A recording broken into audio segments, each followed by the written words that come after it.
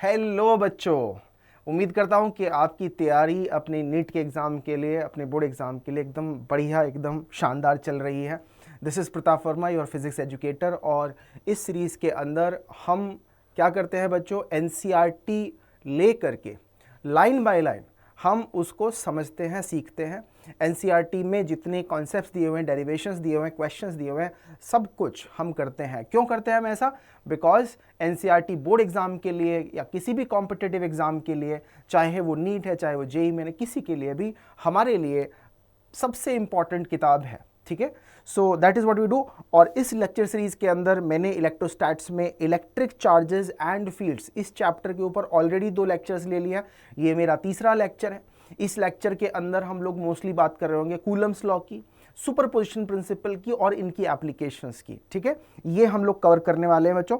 और देखो, लेक्चर से रिलेटेड जितना भी आपका नोट्स है, ठीक है, फॉर एग्जांपल इस पर्टिकुलर लेक्चर के लिए जो एनोटेटेड नोट्स होंगे वो आपको मिलने हैं, या आने वाले टाइम में लेट्स से डीपीपीज हैं, माइंड मैप्स हैं, और बहुत सारी जो रिसोर्सेज आपको चैनल पे बच्चों मिलती हैं, उस सब के लिए आप क्या करेंगे, ये टेलीग्राम चैनल ज्वाइन करके रखेंगे।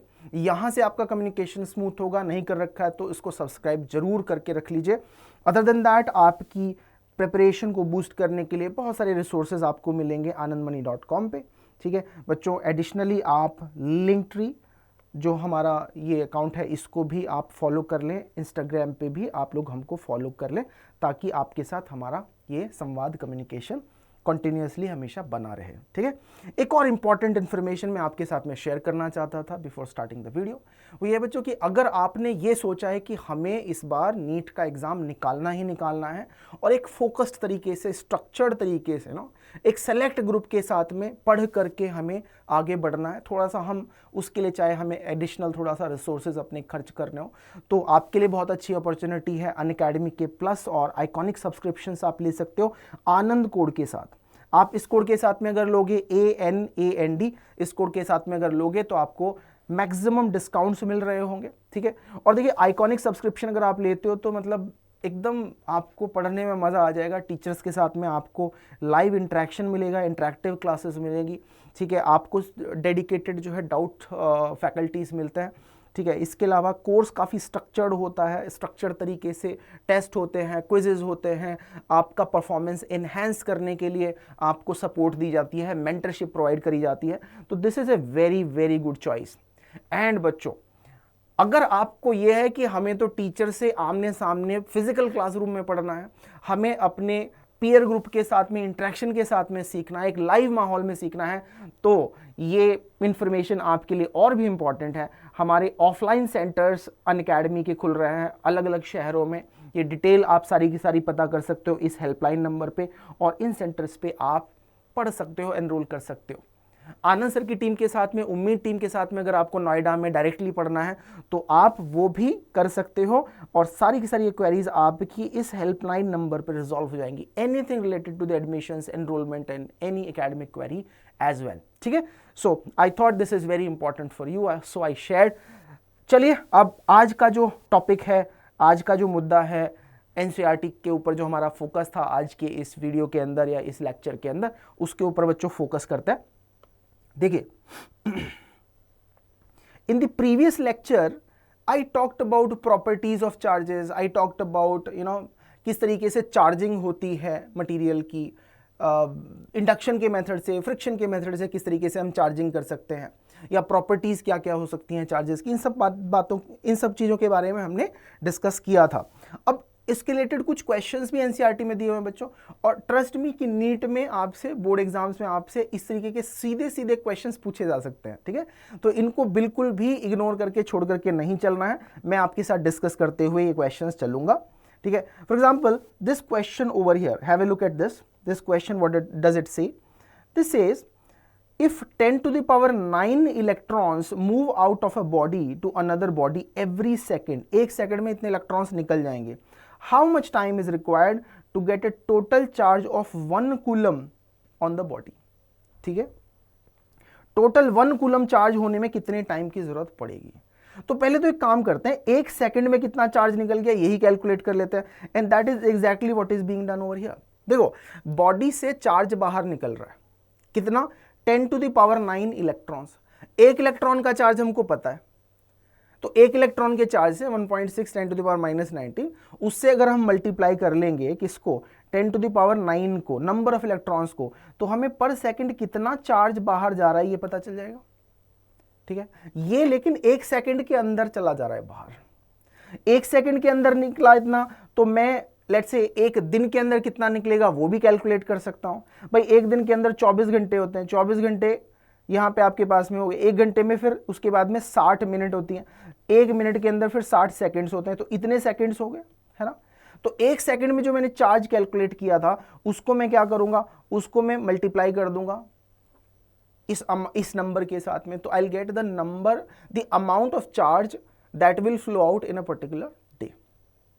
ठीक है, अब देखो अगर आपके पास में है टोटल चार्ज कितना निकालना था, 1 कूलम, तो आप सिंपली क्या करेंगे, 1 कूलम को ये जो पर डे जो चार्ज बाहर निकल जा रहा था उससे आप डिवाइड कर देंगे, तो आपको ये वैल्यू नंबर ऑफ डेज में मिल जाएगी। आप उसको ईयर्स में कैलकुलेट करना चाहते हो तो डेज को क्या करोगे आप, 365 से रफली डिवाइड कर दोगे, and that is exactly what has been done over here. कि देखो पर सेकेंड हमारा इतना चार्ज निकलता है, सबसे पहले तो ये कैलकुलेट कर लिया, उसके बाद टाइम रिक्वायर्ड के लिए क्या किया, कूलम चार्ज को, 1 कूलम चार्ज को एक सेकंड में जाने वाले चार्ज से निकाल लिया, इससे अपन को इतने सेकंड्स मिल गए, सेकंड्स को क्या कर लिया उसके बाद में फिर ईयर्स में कन्वर्ट कर लिया, और जब ये ईयर्स में कन्वर्ट हुआ बच्चों तो देखो वैल्यू कितनी आ गई, 190 ईयर्स, रफली 200 ईयर्स। आप देख रहे हो एक कूलम चार्ज इकट्ठा करने के लिए आपको 200 ईयर्स लग जाएंगे, और जबकि आप एक सेकंड के अंदर 10⁹ इलेक्ट्रॉन्स बाहर निकाल रहे हो। 10⁹ का मतलब समझते हो ना, 10⁶ क्या है, मिलियन, है ना, 1000 × 1000 इज मिलियन, उसके बाद और 1000 से मल्टीप्लाई कर दोगे तो बिलियन, तो 10⁹ is nothing but a billion, है ना। तो a billion of electrons are coming out of the body per second, remember that. उसके बावजूद भी 200 ईयर्स लगेंगे किस चीज में, जस्ट 1 कूलम चार्ज जनरेट करने में या इकट्ठा करने में। 1 बिलियन के लिए you should have a sense of it कि 1 बिलियन होता क्या है ना। अप्रोक्सीमेटली पूरी दुनिया में नंबर ऑफ पीपल कितने हैं, अप्रोक्सीमेटली 6 to 7 बिलियन, ठीक है ना, 6 पॉइंट समथिंग कुछ होगा, I am not very sure exact value कितनी है, बट रफली ऑफ दैट ऑर्डर, है ना। तो बिलियन बहुत बड़ा नंबर होता है, राइट। चलिए, तो यू गेट दिस आइडिया कि कैसे सॉल्व करना था। नेक्स्ट क्वेश्चन देखते हैं, how much positive and negative charge is there in a cup of water. एक सिंपल कप ऑफ वाटर की बात हो रही है और अप्रोक्सीमेट करना है ना। फॉर एग्जाम्पल अब देखो कप का वॉल्यूम ऐसा सच मुझे नहीं बता रखा है, तो यहां पे क्या करेंगे, कुछ एक अप्रोक्सीमेशन ले लेंगे। Let us assume that the mass of 1 cup of water is 250 gram, fair ना। एक कप के अंदर रफली, एक मीडियम साइज कप के अंदर हम मान सकते हैं इतना पानी होगा। अब समझने की कोशिश करिए, मॉलिक्यूल के लेवल पे सोचिए, H2O मॉलिक्यूलर फॉर्मूला ही हो जाएगा वाटर के लिए।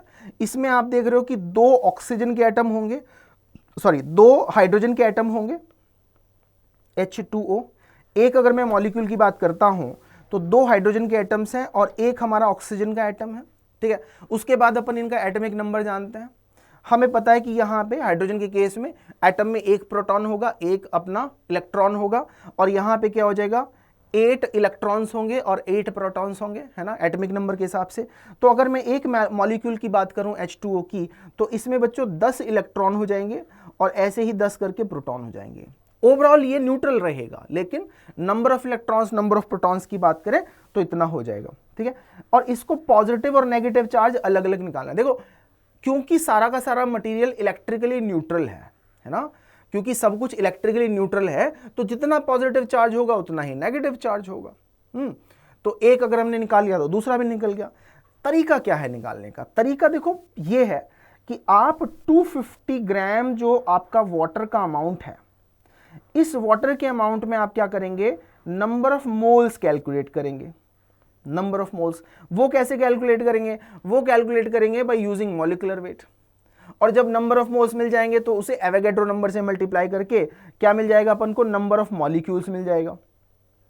मोल्स में और मॉलिक्यूल्स में अंतर आपको समझ में आना चाहिए। केमिस्ट्री में ये सब चीज़ें आप पढ़ते हो, फिजिक्स में भी हल्का बहुत पढ़ाया जाता है, ठीक है।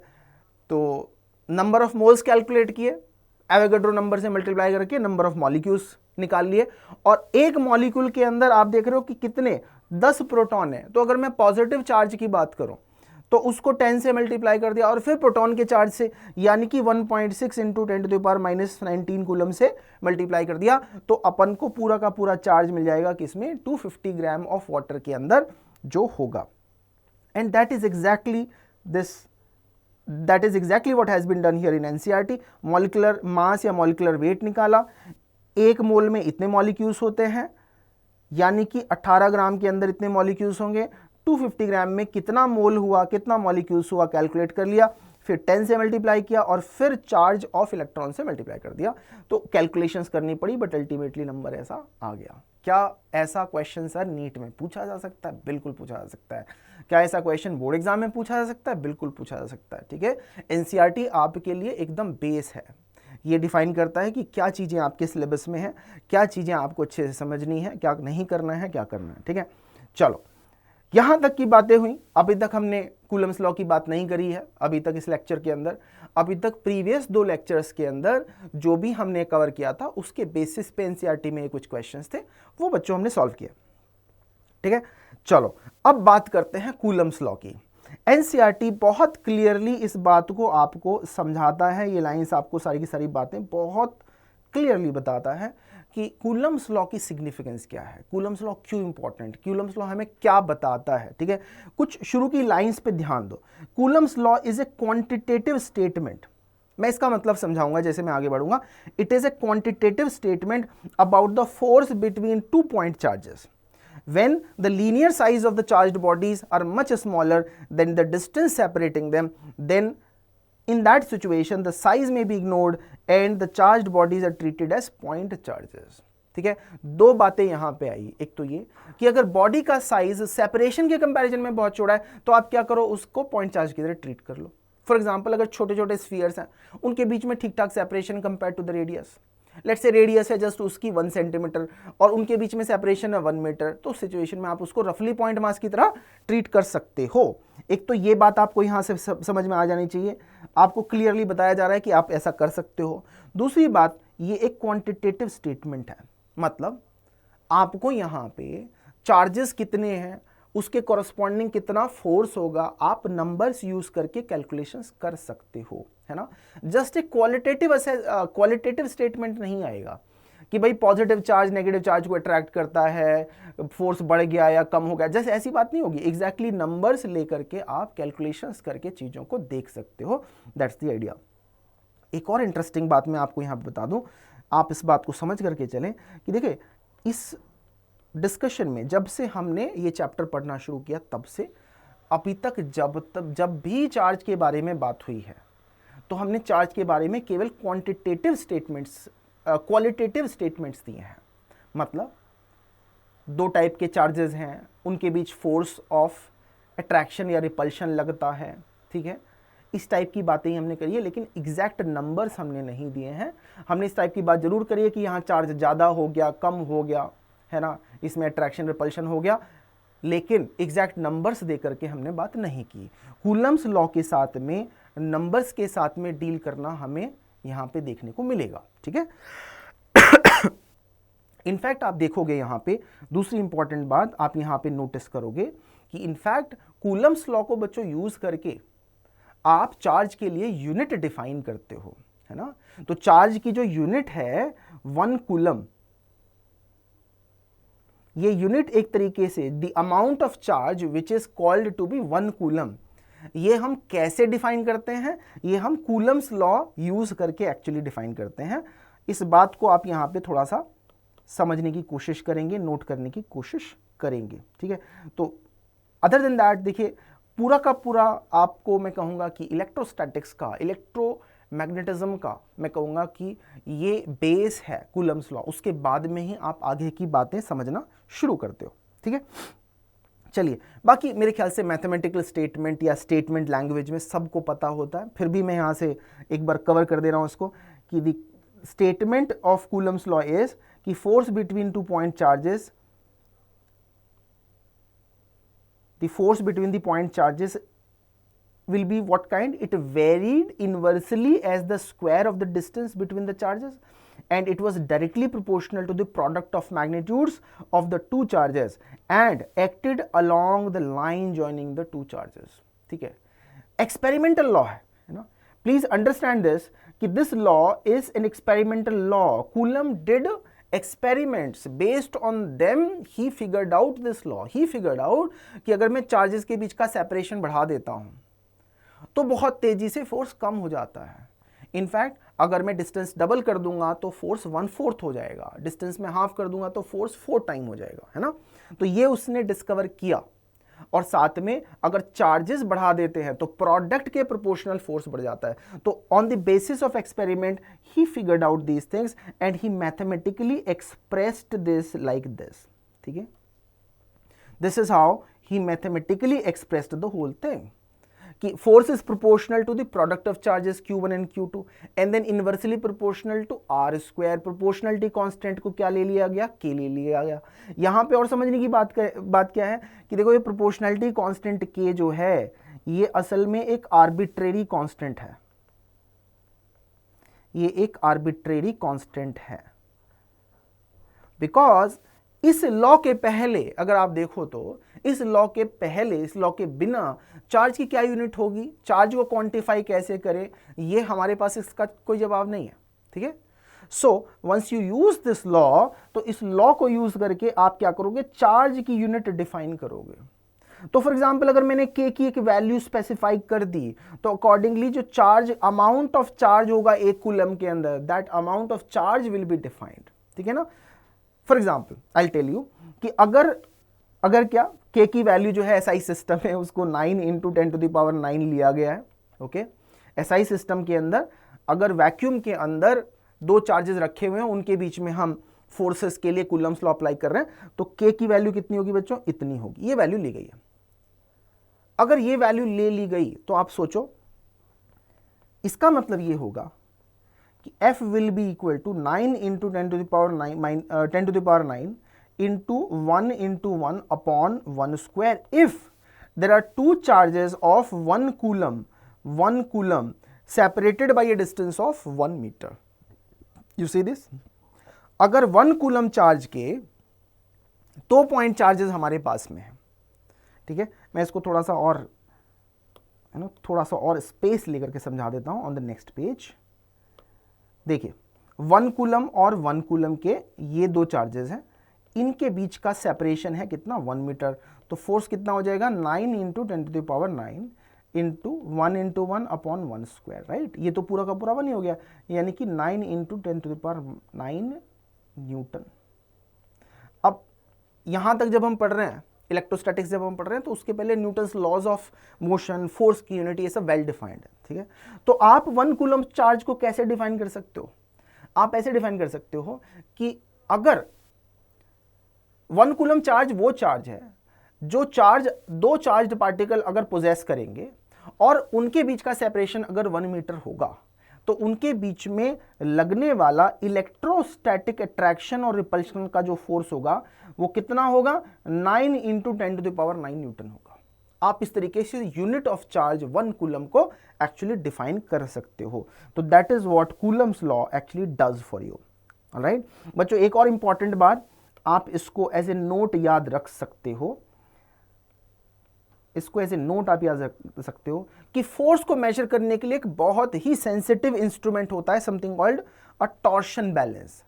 एक बहुत सेंसिटिव इंस्ट्रूमेंट होता है, इसको कूलम ने डिजाइन किया, इन्वेंट किया in order to calculate very minute, very even small forces. और इस इंस्ट्रूमेंट को उन्होंने यूज किया अपने एक्सपेरिमेंट्स में, जो एक्सपेरिमेंट्स उन्होंने किए थे अपने लॉ को स्टैब्लिश करने के लिए, जो लॉ हम यहाँ पे इस तरीके से डिस्कस कर रहे हैं. हम इसको नाम से, किस नाम से जान रहे हैं, कूलम्स लॉ से. सेम लॉ को in his time when Coulomb actually discovered this particular law of nature, तो simply inverse square law भी बोला जाता था, है ना. तो अगर आप सिंपली बोल दोगे inverse square law for electrostatics तो इसका मतलब यही होगा. राइट, एंड हम तो कूलम्स लॉ के नाम से इसको जानते हैं. तो ये इसके पीछे की बच्चों कुछ इंटरेस्टिंग जानकारी थी और इन बातों के ऊपर आपका हमें ध्यान रखना था. जैसा कि मैंने कहा कि k की वैल्यू आपने देखी कि k की वैल्यू 9 इंटू 10⁹ है, तो ये वैल्यू तब है जबकि ये सारे के सारे जो पार्टिकल्स हैं जिनके बारे में बात हो रही है, दो ही पार्टिकल के बारे में बात हो रही है, तो वो क्या होने चाहिए, वैक्यूम के अंदर होने चाहिए। तो उस सिचुएशन में वैल्यू इतनी होगी। अगर कोई और मटेरियल होगा चार्ज्ड पार्टिकल्स के बीच में, तो उससे थोड़ी सी एक अलग कॉम्प्लिकेशन आती है, उसके बारे में सेपरेटली डिस्कशन किया जाएगा। ऑल राइट, सो ये बातें हम करते हैं कि देखो सेपरेशन स्फीयर्स के बीच में, अगर ये बातें हम करते हैं यहाँ पे कि किस तरीके से एक्सपेरिमेंटल सेटअप था, किस तरीके से कूलम ने ये पर्टिकुलर सेटअप यूज़ करके कूलम्स लॉ को स्टैब्लिश किया था। तो कूलम्स लॉ हमने यहाँ पे स्टेट तो कर दिया। अब इसके बाद का जस्ट क्वेश्चन ये आता है कि ये लॉ किस तरीके से उन्होंने स्टैब्लिश किया था, एक्सपेरिमेंट्स उन्होंने किस तरीके से किए थे, राइट। तो एक हल्का सा यहाँ पे डिस्कशन इसके बारे में किया गया है और मैं इसका एक ब्रीफ समरी आपको यहाँ पे देने की कोशिश कर रहा हूँ कि आप इस तरीके से इमेजिन करो, आप इस तरीके से इमेजिन करो कि आपके पास में क्या है, दो स्फीयर्स हैं, ठीक है, और सेपरेशन स्फीयर्स के बीच का उनकी रेडियस के कंपैरिजन में काफ़ी बड़ा है। तो मतलब आप उनको छोटे छोटे पॉइंट चार्ज की तरह ट्रीट कर सकते हो। Okay, now the charges on the spheres in this case are unknown, and even after that the relationship which was stated here as Coulomb's law, it was figured out. तो हम यहाँ पे बात करना चाह रहे हैं, या NCERT हमसे ये चीज़ डिस्कस कर रही है कि जब उस टाइम में चार्ज की यूनिट पता ही नहीं थी, चार्ज क्या होता है, कितना होता है, वो भी नहीं पता था, तो ये लॉ कैसे डिस्कवर कर लिया गया और इस मैथमेटिकल फॉर्मेट में कैसे आ गया कि force is equal to KQ1Q2/r²।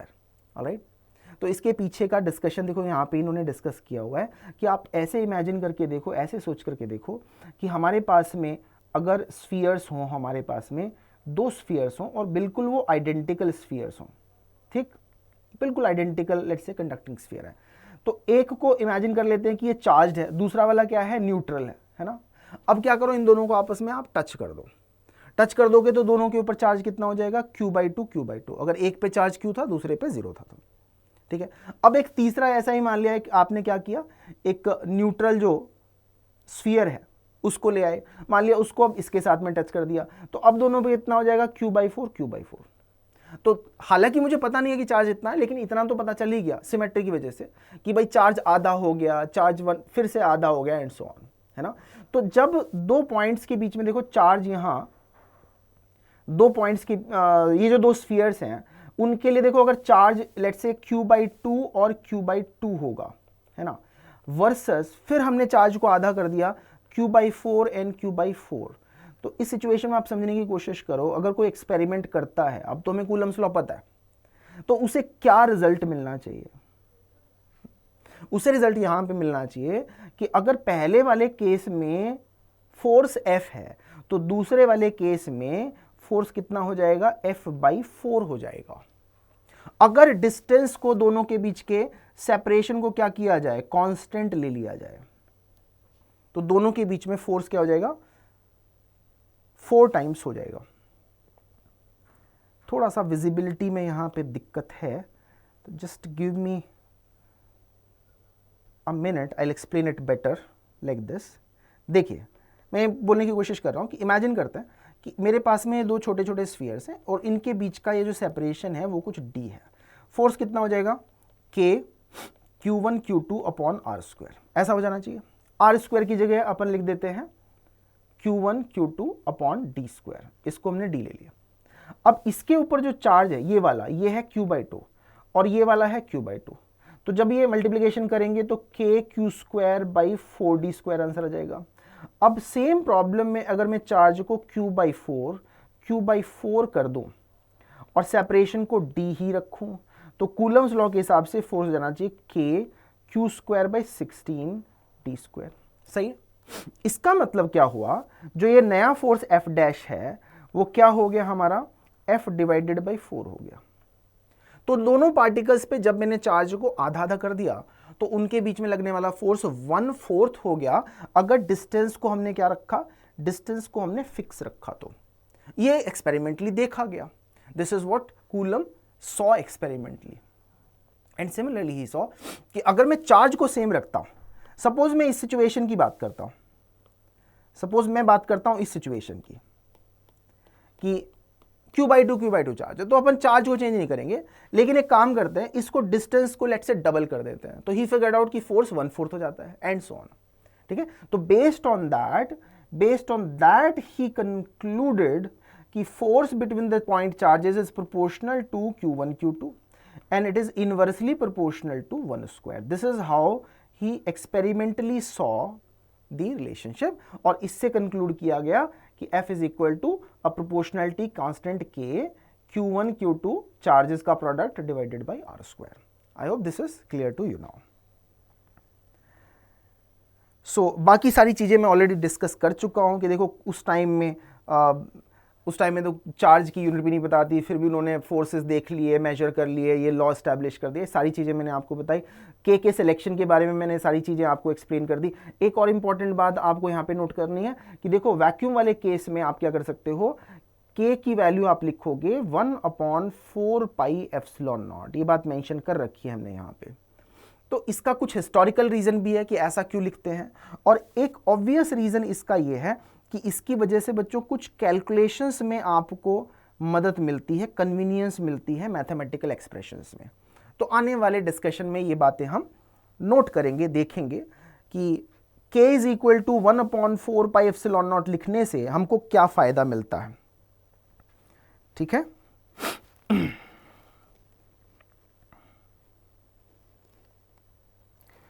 All right. एक तो मैंने कहा कि यहाँ पे देखो कुछ इसका कुछ हिस्टोरिकल रीजन रहा होगा, उसकी वजह से ऐसा हुआ, but other than that there is a mathematical simplicity और mathematical convenience that you get when you use 1/4 pi epsilon naught format for the value of k। इसमें एप्सिलॉन नॉट को एक नया नाम दिया जाता है, इसको हम बोलते हैं परमिटिविटी ऑफ फ्री स्पेस। क्यों ऐसा बोला, क्या सिग्निफिकेंस है, ये सब अभी नहीं सोचना है, बस याद रखना है। धीरे धीरे वो चीज़ें और आने वाले लेक्चर्स में, आने वाले चैप्टर्स में ये बातें और ऑब्वियस होती चली जाएंगी कि ऐसा नाम क्यों दिया गया। परमिटिविटी ऑफ फ्री स्पेस, ये भी एक यूनिवर्सल कांस्टेंट है। अगर k की वैल्यू इतनी है तो आप सिंपली दोनों को इक्वेट करके देखोगे और एप्सिलॉन नॉट की वैल्यू कितनी पाओगे, 8.85 इंटू 10⁻⁻12 कूलम स्क्वायर पर न्यूटन पर मीटर स्क्वायर। सर क्या ये वैल्यूज हमको याद रखनी चाहिए? देखो वैसे एग्जाम में ये वैल्यू बता देता है आपको, हमेशा आपको डेटा दिया जाता है, बट फिर भी ये इतना फंडामेंटल लॉ है और इतनी इंपॉर्टेंट बात है कि इतनी बार यूज़ होगा आपके कि अगर याद रह जाए तो इसमें कोई बुराई नहीं है। ठीक है बच्चों, इसके अलावा चलो कूलम्स लॉ के बेसिक हमारे कवर हो गए, इसके पीछे का रीज़न हमारा कवर हो गया। एक और इम्पॉर्टेंट बात जिस पे सवाल भी पूछे जाएंगे आपसे वो है vector form of Coulomb's law. अभी तक हमने क्या किया, बस फोर्स का मैग्नीट्यूड लिख दिया कि 2 पॉइंट चार्जेस हैं Q1 Q2, उनके बीच का सेपरेशन R है, तो फोर्स कितना हो जाएगा, K Q1 Q2 अपन R स्क्वायर, इतना लिखा हमने और फ्री हो गए हम।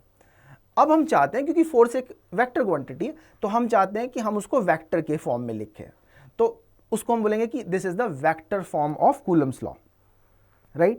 तो इमेजिन दिस सिचुएशन, ये अपना ऑरिजिन हो गया, ये चार्ज Q2 यहां पे रखा हुआ है, ऑरिजिन के रिस्पेक्ट में इसका पोजीशन वेक्टर क्या हो गया, R2 हो गया। तो यहां पे थोड़ा सा आपको वेक्टर्स की जरूरत पड़ेगी, इसलिए मैं बार बार बोलता हूं कि 11th की फिजिक्स में आपका वेक्टर्स और बेसिक मैथमेटिक्स थोड़ा सा कमजोर है, तो आपको सबसे पहले वो हमेशा तैयार कर लेना चाहिए, क्योंकि 12th में भी और खासकर इलेक्ट्रोस्टैटिक्स में उसकी बार बार आपको जरूरत पड़ती है। ठीक है, बहुत बेसिक चीज है। तो पोजीशन वेक्टर देखो, इसका कितना हो गया Q2 का, ये R2 हो गया, इसका पोजीशन वेक्टर क्या हो गया, ये वाला हो गया R1 वेक्टर। तो मैं अगर position vector of particle 2 with respect to particle 1, Q2 का पोजीशन वेक्टर Q1 के रिस्पेक्ट में लिखूंगा तो वो क्या हो जाएगा, ये वाला वेक्टर हो जाएगा। और ये वेक्टर लिखने के लिए, R21 वेक्टर लिखने के लिए मुझे कुछ नहीं करना, R2 vector minus R1 vector लिखना है। तो जो बच्चे वेक्टर्स ठीक से पढ़ लेते हैं, जो बच्चे थोड़ी सी बेसिक मैकेनिक्स है ना अच्छे से पढ़ लेते हैं, पोजीशन वेक्टर का कॉन्सेप्ट अच्छे से समझ लेते हैं, उनके लिए ये बिल्कुल भी चैलेंज नहीं है कि position vector of point 2 with respect two point 1 हम कैसे लिखें, वो आराम से इसको लिख लेंगे। और अगर ये वेक्टर उन्होंने लिख लिया तो इसको यूज करके R21 कैप यूनिट वेक्टर आसानी से लिख सकते हैं, R21 vector divided by R21 vector का मॉड। यूनिट वेक्टर की डेफिनेशन आप अच्छे से जान सकते हो। तो by doing this you are able to get a unit vector in this direction and you can call this R21 cap. Charge 2 का पॉइंट चार्ज 1 के रिस्पेक्ट में पोजीशन वेक्टर और उस डायरेक्शन में यूनिट वेक्टर आप इस तरीके से एस्टैब्लिश कर सकते हो। और अगर इसका जस्ट उल्टा करना हो, है ना, यहां तो मैंने अभी जो बात करी वो R21 वेक्टर कैप की बात करी, R21 वेक्टर कैप की बात करी, आप इसका जस्ट उल्टा भी कर सकते हो, है ना, कि अगर 1 का पोजीशन वेक्टर 2 के रिस्पेक्ट में चाहिए तो जस्ट उसका माइनस वैल्यू कर दो। तो इतना वेक्टर्स आपको जरूर आना चाहिए, और ये सारा का सारा डिस्कशन यहां पे इसी सब के बारे में। तो अगर आपने बेसिक वेक्टर्स और बेसिक मैकेनिक्स करा हुआ है तो ये बिल्कुल भी आपको ट्रबलसम नहीं लगेगा, है ना। हैविंग सेड दैट, आप सोच करके देखो, अगर बच्चों दोनों चार्जेस Q1 और Q2 पॉजिटिव होते तो दोनों के बीच में क्या लगता, रिपल्शन लगता। अगर मैं ये फोर्स F21 लिखना चाह रहा हूं, सोच करके देखो, तो इसकी डायरेक्शन देख रहे हो किधर है, इस पोजीशन वेक्टर की डायरेक्शन में है, और इसका मैग्नीट्यूड कितना होगा, वही k Q1 Q2 upon R²। तो अगर मैं वैल्यू देखूं तो 1/4 pi epsilon not Q1 Q2 upon R², ये पॉजिटिव ही होगा, और पोजीशन वेक्टर किधर हो जाएगा, या डायरेक्शन ऑफ दिस फोर्स क्या हो जाएगी, R21 वेक्टर कैप। भाई फोर्स के मैग्नीट्यूड को यूनिट वेक्टर से मल्टीप्लाई कर दो तो वेक्टर मिल जाएगा। तो इस फोर्स के लिए, ये वाले फोर्स के लिए मैं ये एक्सप्रेशन लिख सकता हूं। अगर दोनों चार्जेस पॉजिटिव हैं या दोनों नेगेटिव हैं, लाइक चार्जेस है, उनमें रिपल्शन हो रहा है, तो फोर्स ऐसे ही लगेगा। इसकी डायरेक्शन R21 कैप की डायरेक्शन में ही है, मैग्नीट्यूड यहां से लिख दिया, डायरेक्शन यहां पे अटैच कर दी, इन दोनों चीजों को मिला दिया तो क्या मिल गया, F21 वेक्टर मिल गया। ये तब हुआ जब Q1 Q2 कैसे थे, पॉजिटिव थे। अब सोचो, या दोनों नेगेटिव थे तो प्रोडक्ट क्या हो जाएगा, पॉजिटिव हो जाएगा। अब सोचो अगर इन दोनों में से कोई एक नेगेटिव होता तो ये वाली वैल्यू नेगेटिव आ जाती और इस फोर्स की डायरेक्शन क्या हो जाती, उल्टी हो जाती। यानी कि Q1 Q2 के किसी भी वैल्यू के लिए, पॉजिटिव या नेगेटिव वैल्यू के लिए, ये एक्सप्रेशन आपका वैलिड है। और आप देख रहे हो यही एक्सप्रेशन एग्जैक्टली, यही एक्सप्रेशन आपको अल्टीमेटली यहां डिराइव करके दिया जाता है। बोर्ड में तो यार सीधा सीधा पूछ लेता है कि वेक्टर फॉर्म में, सीधा सीधा ये पूछ लेगा आपसे कि वेक्टर फॉर्म में कूलम्स लॉ का स्टेटमेंट बताइए, उसके हिसाब से फोर्स की कैलकुलेशन करने के लिए कोई सवाल आपको दे देगा, ठीक है, या आपसे पूछ लेगा कि वेक्टर फॉर्म में डिराइव करके दिखाइए कि वेक्टर फॉर्म में कैसा लिखा जाता है। तो ये सारी की सारी चीज़ें बड़े डिटेल में अच्छे से आपको यहाँ पे दी गई हैं एनसीईआरटी के अंदर। और जो मैंने अभी बातें आपको यहाँ पे बताई कि देखो, अगर चार्जेस दोनों पॉजिटिव दोनों नेगेटिव हैं तो रिपल्शन है, तब भी ये फॉर्मूला वैलिड हो गया।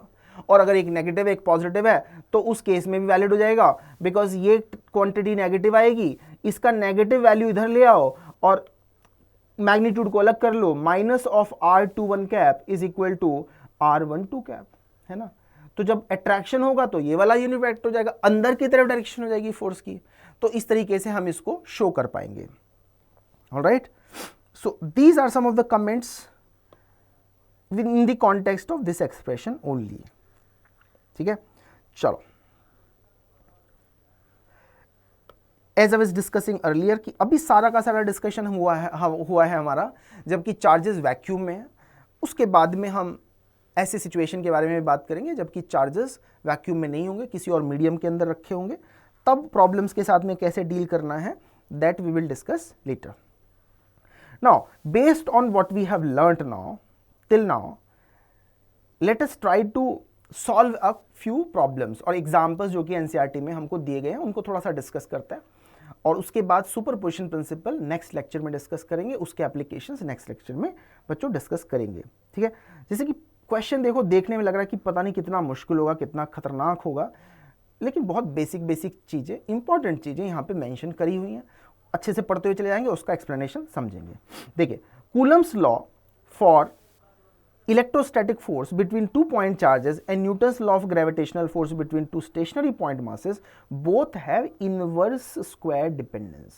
देखो यहां तो हमने पढ़ा ही है कूलम्स लॉ, तो ग्रेविटेशनल फोर्स के लिए भी हम कैसा फॉर्मूला यूज करते हैं, Gm1m2/r²।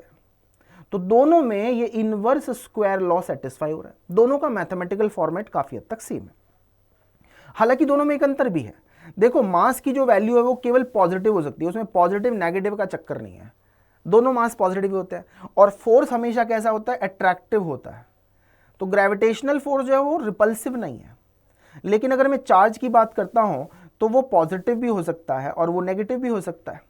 और उसमें अट्रैक्शन रिपल्शन दोनों हो सकता है। तो दोनों में कुछ सिमिलैरिटी है मैथमेटिकल, तो फिर डिफरेंसेस भी हैं।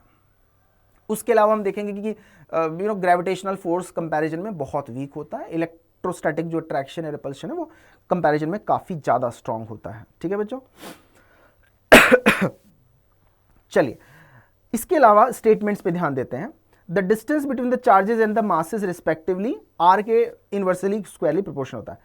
एक क्या question, compare the strength of these forces by determining the ratio of their magnitudes number 1 for an electron and a proton for two protons. Also estimate the acceleration of proton and electron due to the electrical force because of the mutual attraction. 3 questions हैं। दो electrons लेंगे, दो protons लेंगे, उनके बीच में कितना force लगेगा, उनके लिए ग्रेविटेशनल फोर्स और इलेक्ट्रोस्टैटिक फोर्स को कंपेयर करेंगे।